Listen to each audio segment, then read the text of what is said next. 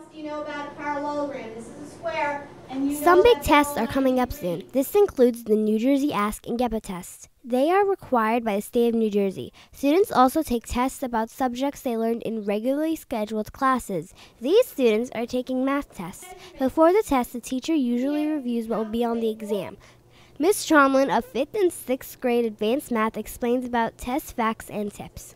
The best tip that I can give anybody for test taking is to review everything that you've learned every night so that by the time a test comes up, you don't have to cram and study for 2 hours or more the night before a test. You can just review everything and you'll be confident when you go into the test. The 6th grade English teacher, Miss Emlo, uses some of her own tips. You know, as much as students don't like to take tests, I think that in the end, when they get good grades on their tests, they realize that they've actually learned the material that the teacher's been presenting in class. Tests are a review, and they're actually proof that a lot of the information and the material that was given in class was in fact learned. Well, I have plenty of test tips for students when they have to take a test. First thing is you have to make sure that you have a good night's sleep the night before, because if you're tired or if you're distracted or if you're hungry or if things are going on that get in the way of you concentrating, you're not going to do well on the test, even if you did in fact study. A couple of things that you could do is start studying way in advance. Don't wait until the night before. Study with a partner. Do a question and answer session. Review your notes. Ask your teacher if you have any concerns or any questions or if you're confused about any of the material.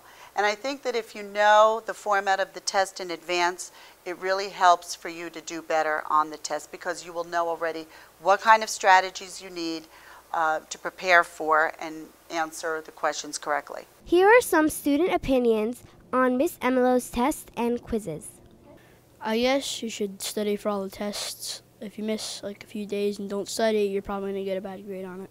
Yes, I think they should study and then just like think positive that they're going to ace the test. Really, what I do, I usually take the easiest parts first, and then I go back to the harder parts. It saves time. Mrs. Mostello, who teaches 6th grade ancient world history, has some of her own test-taking strategies. Why do students have to take tests? Because I need to see that what I'm teaching is sinking in, is something that they're going to remember, because this subject will not be taught again. They will be, when you become freshmen in high school, you take ancient world history too. But there are those students that will take a test for honors class in 8th grade, and a lot of what we learn here is on that test. So by testing you, I'm seeing what students have retained. I'm also, like with the essay test, it's very important that students know how to write essays. So this is something else that you're learning, different test-taking tips and techniques. Here are the top 5 test-taking tips. 5. Don't spend too much time on one question. If you do, time might run out. 4. Eat a good breakfast. It's the most important meal of the day. 3. Go to bed early. You could fall asleep in class during a test. 2. Just relax, don't stress. And the top tip is, study, and then study some more. It couldn't hurt.